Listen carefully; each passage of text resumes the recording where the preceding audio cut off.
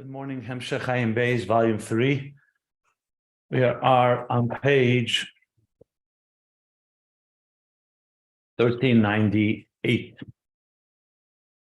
Let's sum up what we've learned, and then begins a new section in Ayin Beis.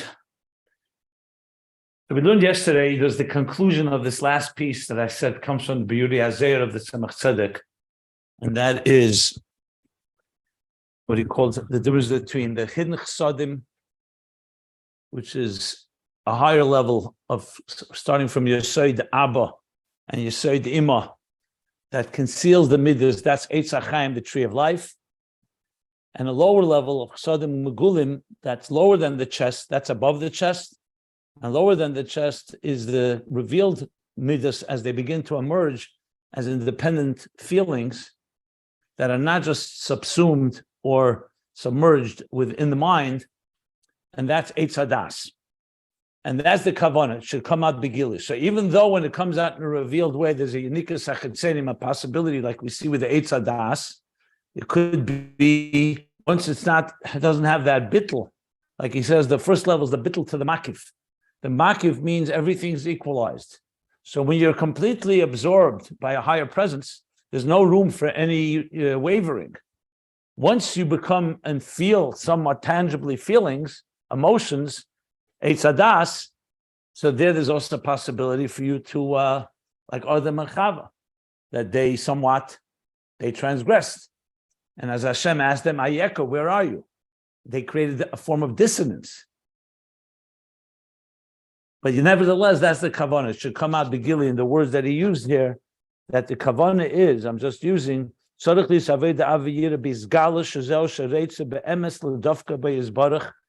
you should feel in a very palpable, in a very tangible way, wanting to attach to godliness, and to get close to godliness, in a revealed way, consciously and in a revealed way. That's the purpose. And that brings the person to exert themselves in Torah and perform mitzvahs, with an energy, a divine energy and vitality. Whereas Avir Mechusim is above and beyond that, like he said. And he gave the example, it's higher than performing mitzvahs because you're like being connected to God in a way, like the Der Deya didn't want to go into Eretz Yisrael, Der Deya. They were from the world of thought, and they didn't want to enter into the world of mitzvahs maisius. But that's not the kavanah.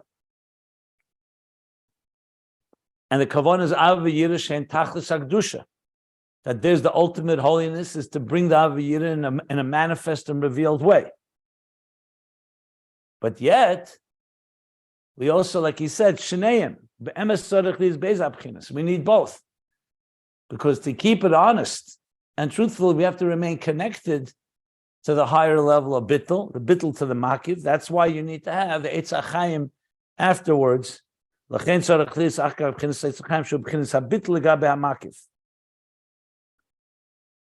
So this, because that introduces the idea of being completely, as I said, to keep the person honest, to keep them connected to the original source and not to wander off, which is possible once you come into the world of Gili. Like in a way, the Meraglim didn't want to go into Israel because they didn't want to have that test. If you remain in a kollel, if you remain studying Torah, you remain inside the cocoon and the womb, insulated, you don't have as many challenges. But to come into a world like ours and reveal godliness in a world in a manifest way, always has the risks. That's the kavanah, tachtenim, to come and reveal it in this type of world, not to remain in Gan Eden. But then the other way around, you need to also have the connection. Even when you come here, you still need to be connected to the higher source, to the makif that equalizes, to the utter bittul that comes from the bittul to the makif that he called, not just the kav of the pnimi. It's somewhat similar to the way the Rebbe explains the difference between the Meraglim and Koirach. So we know the two chapters that follow one another. So first we learned that the scouts came back with a bad report, and we learned, Chassidus explains, because they saw the material world of Israel, promised land, being too challenging. It's a land that consumes its inhabitants. You imagine a soul comes to this world and visits and goes and enters into Wall Street and all the corruption and all the challenges of this world. Why should it want to come here? That's why you have to force the soul to come to this world. The material world has a lot of challenges. So the Meraglim said, let's stay in the Midbar. We're protected by the clouds of glory. We get water from the stone. We get man, bread from heaven. We're in a very comfortable environment here. But Hashem said, no, that's not the kavanah. The kavanah is dira b'tachtenim. Yes, the neshama has to come down to this world, get out of its comfort zone, get out of a spiritual environment and go into a hostile environment. And that's where you have to be megala lakus, in a place where it's concealed. And you have to bring it down in a revealed way. So now comes Kairach and he hears that. So Kairach says, okay, if that's the case, so what do we need to have Giluim altogether? Madua Tisnasu, why did you lift yourself up? He says to Moshe and Aaron as leaders, everybody is holy. Since fundamentally everybody is holy, what do we need Giluim for? Let's go into this world and immerse ourselves. And that's the kavanah, tachtenim. The etzem can be found here. And his mistake was no. Even when you come in tachtenim, you have to reveal it in this lowest of worlds. You still need to remain connected to the source. You still need to have those leaders. You still need to have the bittul. Kairach went the other extreme. And what happens? The earth consumes them, exactly what the Meraglim were afraid of. A land that consumes its inhabitants, the land, the earth, the very earth that Kairach said, that's where you're going to find godliness, ends up consuming Anshe Kairach, Kairach's cohorts. Because you need both. In other words, the soul has to be forced to come down here. Correct. But the soul has to always remain. Even when it comes down, it shouldn't get too comfortable here too. Always know that the purpose is transforming this world, but always know that you're connected to the source above. I'm just translating this into more practical Chassidus applied terms. To understand the need for this dance, there's both ways. You need both. The bittul to the makif and the bittul to the pnimi. The pnimi is immersing ourselves and engaging with existence and with elikus within existence. And the bittul to the makif, what he calls chsudim hamachusim, eitz hachayim, is the connection to the source. The Alter Friedrich, the Rebbe Rashab in Kuntras Eitz HaChaim, called Eitz HaChaim, where he develops the purpose of the Yeshiva Temchet Mimim, he talks about this. How Eitz HaDas is based on the Geras HaKedesh 26 in Tanya. In the Geras HaKedesh, Eitz HaDas is Nigla de Torah. How could you call Nigla de Torah a tree of good and evil? So it says because it deals with good and evil. It deals with arguments. It deals with truth and lies, litigation. It deals with a world of right and wrong. Pnimius HaTorah is called Eitz HaChaim, because there you don't deal with the darkness. You don't deal with the kindness of emes and sheker and so on of this material corrupt world. It just tells us about godliness. Each one has a purpose. Nigla the Torah or Eitz HaDas is involved because that's what the Eibishter wants. Like we learned even here with Mishnah and Talmud, to go into a material world and through Birurim, through separating and clarifying, to find godliness even amidst the world of lies and sheker of this world, this deceptive and duplicitous world. But you also need to constantly be connected to Pnimius HaTorah, as he explains there, because that keeps you honest, that your kavanah does not become in any way diluted or distorted. Like in this year's chapter, Perik Yud Gimel in Tanya, Perik Yud Gimel of Basar Legani, at the end of the chapter, he talks about how you can have a Bale Asik, they're business people, but you could also have Torah, people who are scholars, and they can learn Torah and forget about God and become arrogant in the process. So you need to have Eitz HaChaim and Eitz HaDas, both. That's why both were planted in the Garden of Eden, and both are necessary. Eitz HaChaim is more like the emes that comes in its pure form, similar to what we learned about Mikra As a matter of fact, if I recall correctly, there was a whole piece where he spoke about Teres Emes. That was here, right here. Yeah, now I remember, right here. Page 1374. And I believe on 1375, he actually said Eitz HaChaim. So he brought the Eitz HaChaim.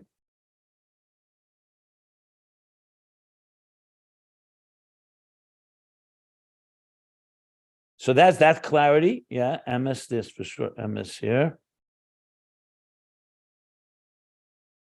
And then there's the Torah as it manifests in Tevirah to make birurim. Clarity and clarification and discussion, and especially in Torah, in Talmud, we have to work it through and through. In this case, to conclude this piece that we learned, the end of the piece, he said, let me just see about the Eitz HaChaim. Did he say it? Yeah. I just posted it for people who are curious. Posted what? The Kuntras Eitz HaChaim. 1374, 1375? No, the Kuntras Eitz HaChaim. Well, it's a long kuntras. Do you know specifically where he talks about it? Yeah, you look at the chapters in the middle there, he talks about that.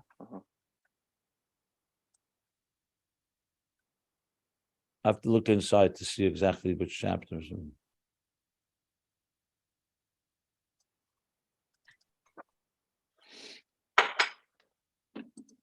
Yeah, 1 second. Yeah, on page 1377, he brings Teira Nikra Eitz HaChaim.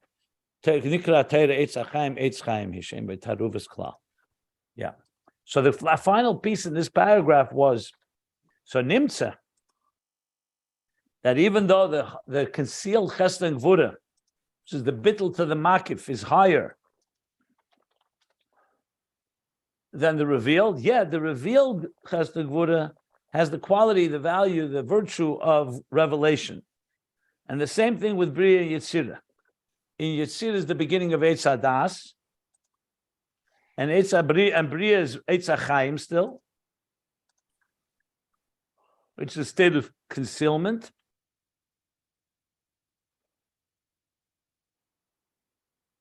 And nevertheless, Elim Yetzirah is a lower level, but there's Gili, Zoh. Makanan of Yetzirah, the midas have pierced and become revealed, and that's the mile of Gili. In context of Mishnah and Talmud, so though Talmud does reach a level of ayin, a deep level, through the exertion and yigiyah to get that clarity, but it comes through darkness. And Bria is a darkened state. And Mishnah is a revealed state, initially revealed, because it radiates with the Chochmei law that was given in the written Torah Shebiksav, as they elaborated at length earlier when he spoke about the Mishnah on page 1366 in the bottom and on. The Mile of Gilui. So though we need Helam, we also need Gilui. We need both.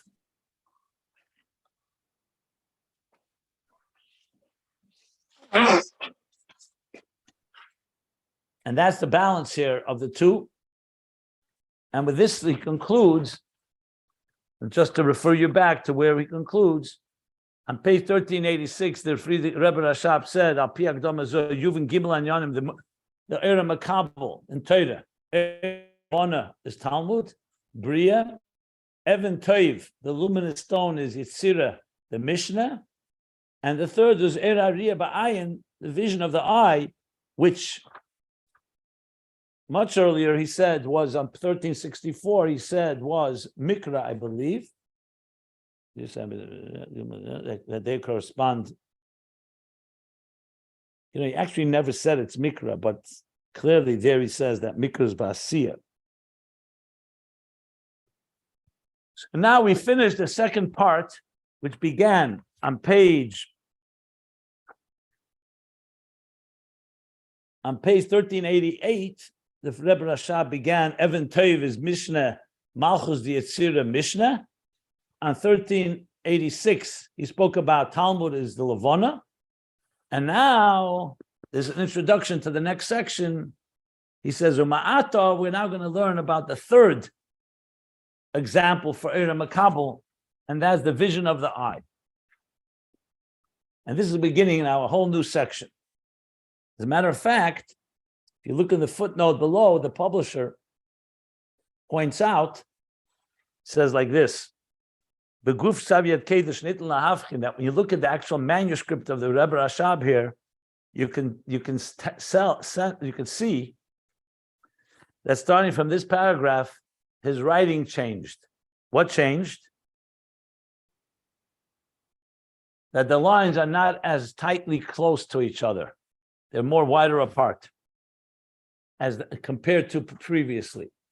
We don't know an explanation for this, but clearly his handwriting changed as far as leaving space between the lines. If you look at the manuscript, you could see in the back of this book, they have copies of the manuscript, and you could see it's very, very tight. But from this paragraph on till the end of the Hemshech, they become less tight.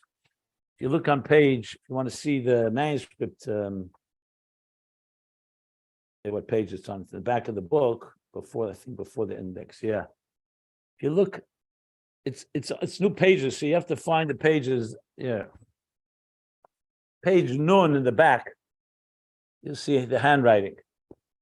After he finishes the Hemshech, which finishes on page 1479, comes some additions and the Rebbe's index. And follow that, you see, if you look at the handwriting, you'll see how tight it is. And this is the actual size. Look how close the lines are to each other. I want to see if they have a copy of this page here.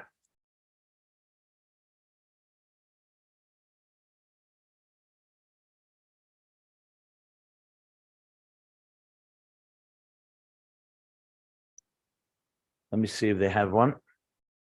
I don't think so. Let me see. No. Maybe in volume 1. Anyway, so it's just interesting. You sure it's to not know. on Nun Dalet? Nun Dalet looks a lot wider than Nun Gimel. It's not. Nun Dalet is, if you look on the bottom, it's not the beginning here. That's an additional note that he wrote. Yeah, I'm quite sure. Look at the bottom, you'll see. They tell you where it's from. Oh, I see. Okay. Bottom line is this. My speculation, if I were able to speculate here, is you could say two things. That either he wrote this at a later date, so he started writing it wasn't writing it in the same flow as he was before, but that still doesn't explain why the lines are more separate, because I'm sure Ayin Beis was not all written in one sitting anyway. Or you can say that being that he was now coming to the so-called the conclusion, that he wrote it in that fashion. I have some other theories that I'll develop and discuss when we go further in the understanding of it. But it's all guesswork because we don't know. The Rebbe Rashab didn't explain why. It's just interesting to note. But regardless, what he is going to address now is the third mashal, the mashal of vision of the eye. These three mashalim, moon, luminous stone, and the vision of the eye, began, as I just pointed out,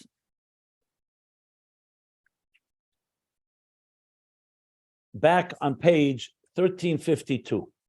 That's where it actually began.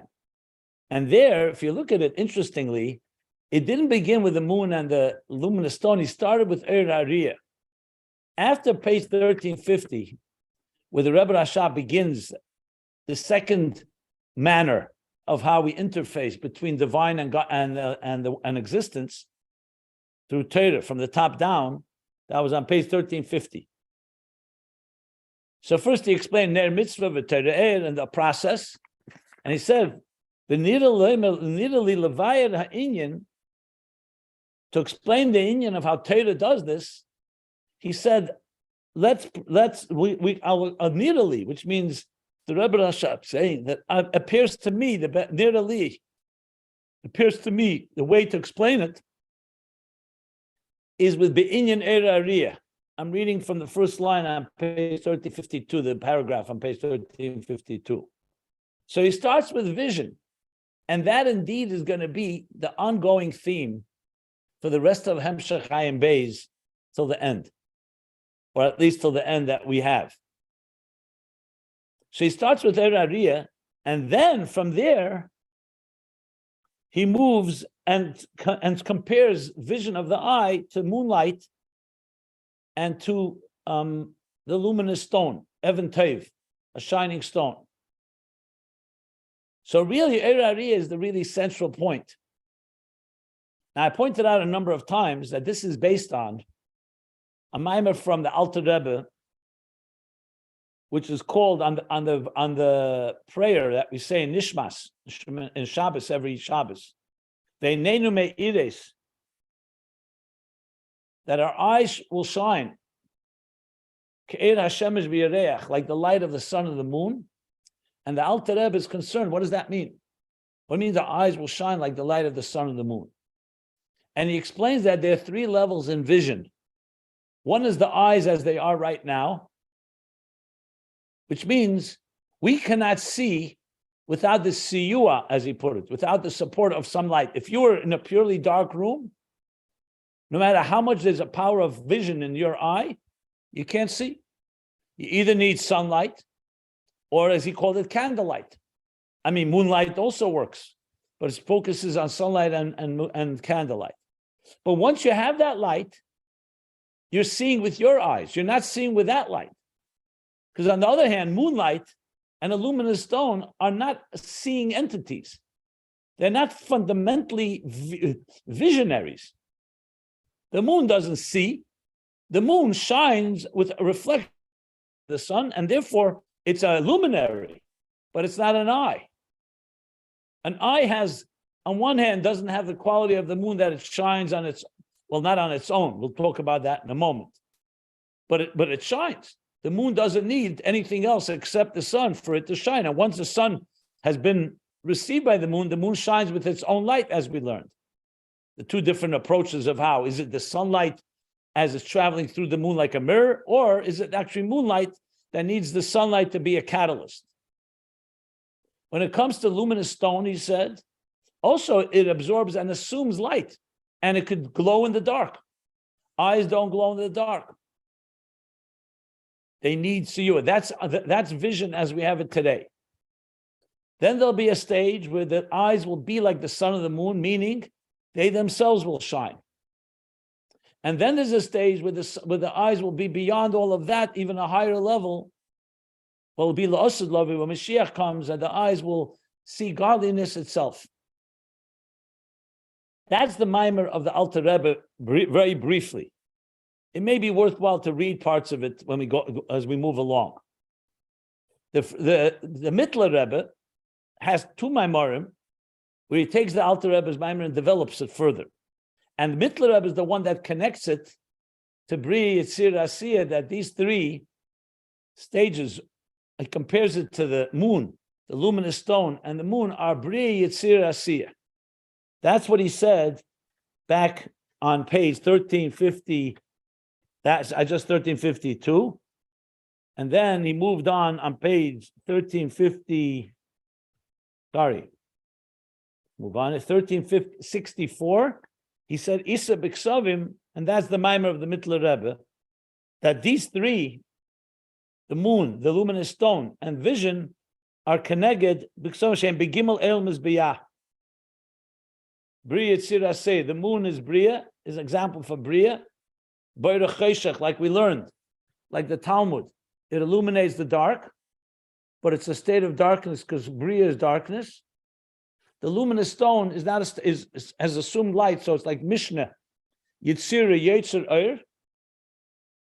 And the third level is the level of vision, is Keneged Asiyah, which technically compared to Mikra. But I haven't found an Ayin Beis he actually states it explicitly. But it's probably correct, and we'll discuss it as we move along. So after explaining at length these first two, the moon and this luminous stone, and he contrasts it with vision And I refer you to another thing, because all this is going to be negated to what we're going to learn. That's why I'm giving this long introduction. So on page 1355, he said on top, he said, Nimsa the Eir Hariyah, Yesh Gerayin Legabe Eir Lavana. It's inferior to the light of the moon in two ways. One, it does not radiate the darkness. The moon shines at night. The eyes don't shine at night. They don't have their own light. They need a siyua. The eyes always need. It's not like once the eyes receive light, they can go into a dark room and continue to shine. Like he made it very clear on the top of the page there. So both things. It doesn't shine on its own. The eyes today, that is. The way our eyes work. And it constantly needs an outside light for you to be able to see. On the other hand, there's a quality in vision that the moon does not have. That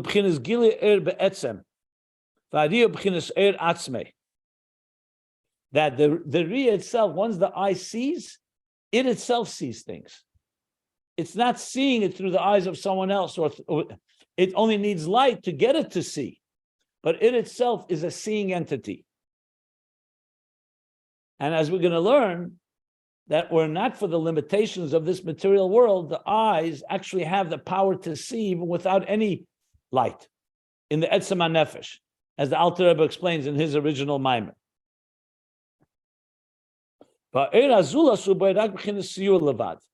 And the external light that the eyes need is only as a support, not because it gives light. The moon, on the other hand, it's more than just siyua. Were there no sunlight, the moon would not shine altogether. So it's completely dependent on the sun. And even afterwards, it doesn't become a seeing entity. It becomes a shining entity. It's a luminary. But it's not like the eye. The eye itself sees.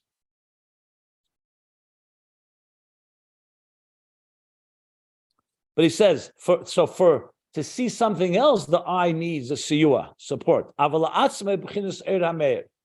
But on its own, the eye is essentially a seeing entity. It just needs something to get it going, to be able to actually see something. That receives from the moon, and then it shines with its own light. The Eir of Even Tev, the light of a luminous stone, it assumes, it absorbs from Eir HaShemesh, and darkness does not conceal it. And Agimel Eir Hariyah she'ena Eir HaMeir, it doesn't have the power to illuminate another, and it needs always the support of another light, but for itself, it has that power to see. And they're all the level of Eir Makabel. That's reading from page 1355. Now, we're going to learn inside. I'm going to start a new paragraph, which is a new section. It's not completely new. It still flows from what we learned before. But this is now going to become, as I said, the central theme for pages upon pages. And just to sum it up in a nutshell, it ends up being the following. What's the whole kavanah, the interface of the divine and existence? Now, that can happen in two ways, we learned. From the top down. Let's start from the bottom up. The bottom up is through like tefillah, that we work on refining our lives and our existence, and ultimately drawing down and becoming a keli, a container that draws and channels the divine energy, aramimcha, the transcendent energy of keser and ayin, into the yesh of our existence. So it's from yesh to ayin. There's the other way around, from ayin to yesh, as we learned. You start from the top, Torah. Torah comes from the highest sublime levels. It's not initiated from below. God gave us the Torah. In this Torah is embedded the highest levels of godliness and Eir Ein Sof. Torah is one with God.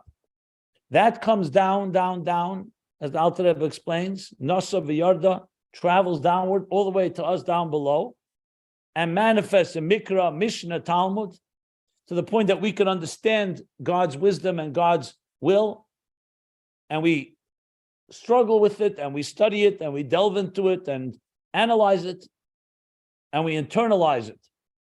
And with that, we're also interfacing. We're bringing the ayin into the yesh. So it's either yesh to the ayin or ayin into the yesh. These are the two ways that we've been discussing. But the ultimate goal in an interface is that they become so much one where you can't distinguish between them. When we say dira b'tachtenim, when Mashiach comes, we don't just say there'll be godliness in this earth.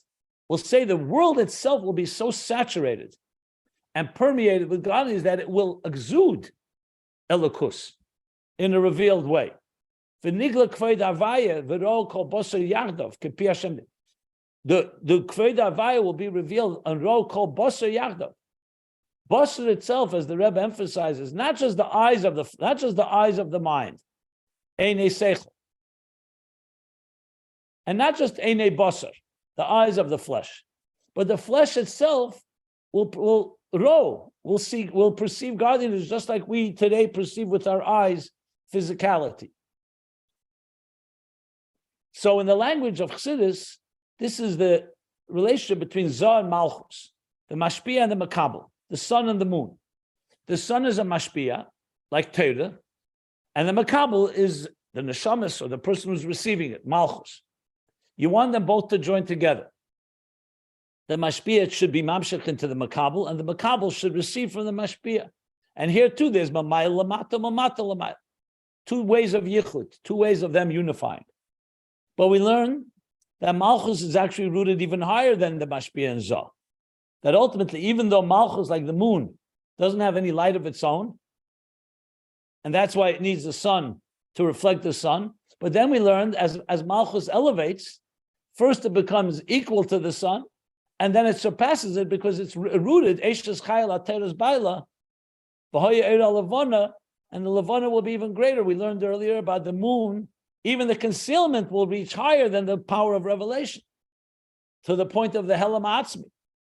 In Torah, the same idea. Through the Helam, Cheshach of Bria of Talmud, the Talmud reaches the Ayin all the way in the highest levels of Kesser. That's concealed. So you really want a combination of revelation and concealment, as we've been discussing. And you want them to the point that they become inseparable. Inseparable. So when it comes to the moon, we learned already that the moon will elevate and elevate and elevate. The luminous stone is an example of how the light is absorbed or assumed by the stone, the Mishnah. But the vision of the eye is going to be the ultimate example that the Alter Rebbe uses in his Maimer V'Einenu Me'ires. And the Mittler Rebbe elaborates. And the Rebbe Rashab elaborates even much, much further. And what's the point? That the vision of the eye, today the eye sees Gashmis, not Ruchnis. When we look with our physical eyes, we see physical things, and that's Riyas HaMahus. You see what do you see with your eyes? You see the physical. Spirituality, as we learned, is Ayin Seichel, Ayin HaSeichel, the eyes and the mind. Cognitive visualization with the mind. But Ruchnis can't be seen with the eye. Just like we can't see we look at the table, you don't see the spark of the divine within. We said that the flesh itself will see, which means that our physical eyes today, like Ayin Ba'ayin Yiro, that our eyes itself will see the teacher, they will not need a garment. That means the eyes will ultimately see godliness. So they will become like luminaries, like the sun and the moon. Through our Aveda, refining the physical world and refining our physical selves, including our physical eyes, ultimately the eyes will become seeing entities without the need for an outside light. Today, to see godliness, you need Torah, you need something that shows you, illuminates. But once it's so saturated, as I said, so it's become so refined, it itself will connect with godliness directly to the highest levels. Basically, that what is Helam today will be seen with our very eyes. So what he's going to be discussing now is these stages of how the eyes begin. They only see what they see. But nevertheless, they are luminaries. There will be luminaries. They're not luminaries today. That's why they don't see in the dark. But they have the actual power to see. They do have the power to see. They just can't see in the dark. They can see in the light, and they can see physical things. And ultimately, these eyes will access the etzem koyach hariyah that allows them to see the deepest levels of the divine that are today concealed, all the way to the highest levels of Helam, which essentially is going to be the bridge between Helam and Gilui. The moon and the luminous stone, it seems at least, as much as the moon will rise to the highest levels, but the moon is not necessarily, it doesn't say anywhere, becomes a seeing entity. It will be a shining entity. It will shine with a power of Helam, of the Helam that's even higher than the sun. We learned that. And not as an expression of Havaya Elikim, of sunlight. Not that the moon will be a seamless channel of sunlight. It itself will give off, the Helam itself will reveal highest levels of the divine concealment. But I believe he's going to say here, he doesn't say it again explicitly, that the eyes is more than that. The eye actually becomes a mashpia. In that sense, it could be like the moon, because the moon won't be a recipient, the moon will be a giver, but still the moon itself never sees, and the eyes ultimately see. So ultimately, the eye vision is going to be the ultimately example. That's why it says, it'll be both like the sun as a luminary that will shine, but also like the moon that shines even in the dark, and megala even the Helam, because the sun doesn't reveal concealment. The highest levels of Helam, the moon does, as we learned. Now, some of what I said here is going to be quite specific, explicit, and some of it is more that I am extrapolating a bit from how I understand the whole picture. So this is more or less an introduction to where we're headed now. I'll say one more thing, since I'm already giving all these introductions, that of course this is all going to be about Torah that we get from above is still from above, which means even though a Jew who learns Torah integrates Torah and we become one with it, but still it's the light of Torah, like the sun, entering into the Makabel. But then we become so one with Torah that we're machadish in Torah, and we even have our neshamas are even higher than Torah. So he's going to explain that there's two stages. First, when we receive from Torah, that's more like the eyes that receive light, and they need that support. And then there's a point where the level of the neshamas is revealed that it's mashpia in Torah. And that's like eyes that are even greater, that don't need that support because they add to Torah and they actually can override Torah. That's what we're going to learn about. So we're going to hear a lot about the idea of Einei Ha'eda, that the leaders of the Torah leaders are called Einei Ha'eda, the eyes of the nation. Why are they called eyes? And we're going to learn why, because eyes are very much, you say about eyes, that they're the eyes of the nation. You find many expressions in Torah about vision, Moshe showing the way, seeing the seers, the visionaries, and all that will come alive in understanding this context, using vision as the example of how we grow, and ultimately, not just Mekabel, but even Siyua. Neshamas always need support. They need the support of Torah. They need the support of Melachim, we're going to learn. They need the support. That's initial stage. But then there's a part of the Neshama that is Mashpia, similar to what we learned about the Levana. The first it receives, then it's an equal, and then it's Mashpia, like Neshama and Guf. The first the body receives from the soul, and then Neshama Nizunis min Guf, that the soul will be fed and sustained by the body, La'asad Love. Eishes Chayil Ateres Baila, that the Isha will be Ateres Baila, the crown of her husband, and the Keva to save of Gover, that the Gover, Zah, the Zachar, will go, the Keva to save of Gover, that the Keva will be higher, and the Gover will go around in the Keva instead of the other way around as it is today. And that's the idea of the eyes becoming mashpiyim, not just siyu and not just the support of light, but they become both like the sun and the moon with all these qualities. This is part of what we're going to be learning in the next 80 pages, because now we're on page 1398. Remember, the Hemshech concludes unfinished, 1477. So we're now 1398 and 1477. So 79 more pages. So I just summed up some of the themes that we're going to be learning in the next 79 pages. Obviously, there's a lot more to it. That's what we'll learn inside. But I just wanted to put it into this context. I see with the time that I'll actually begin learning this tomorrow morning. in the next year. But I wanted to give this intro, which I think is vital to understand the flow here. But I'm happy to answer any questions. But remember, we will be learning this now inside. And as I said, both the Alter Rebbe's Maimon and the Mittler Rebbe's Maimon are very valuable for the context of a lot of what we're learning here. So some of what I explained here is based on what I saw there, and as the Rebbe Rashab explains it. Okay. Any questions?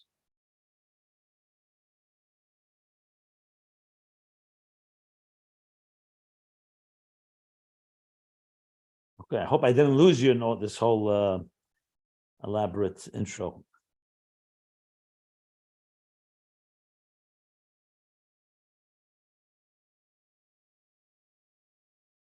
So with that, I'm gonna stop here. We'll call this. I mean, we summed up yesterday's class, but I also gave a long introduction to the coming paragraph and pages that we're going to be learning at the bottom, starting from the bottom of page 1398. So that's what's the summary of this discussion here. Yeah. That's quite fascinating. I'll also say this as well, that taking one statement in a prayer, in a tefillah, ve'einenu me'iris ki shemesh yireach, and the Alter Rebbe explains that, and with all this elaboration, it's amazing. Think of it. Ve'einenu me'iris, our eyes will shine with the sun and the moon, like the sun and the moon. And then, if you look at the tefillah, it says, and even that, he's speaking of this, he says, even when our eyes will shine with the sun and the moon, that still cannot describe the greatness of God. If you look there, that's why I should have added it before, but I'll add it now. So that's how the Alter Rebbe explains that there's the eyes right now as they are now. Then there's a stage where the eyes will shine like the sun and the moon. And even that, there's even a higher level, Atzmus, which is even higher than that. That's essentially what the prayer says, all hinted to in one statement. So you can imagine a chassid, proper chassid davening. You can just daven on that one line for hours and hours, just to understand these three stages.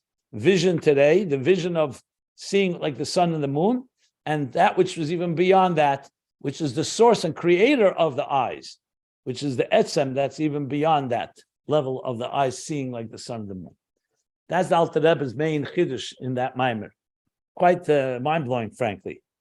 And as I said, the Mittler Rebbe elaborates on it, and the Frieder Rebbe Rashab even more so. And this is very much the basis of a lot of what we've been learning starting from page 1352, but now going even more into the thick of things. Okay. No questions? Still no questions? Fine. So we'll stop here. And as I said, we'll start learning inside tomorrow.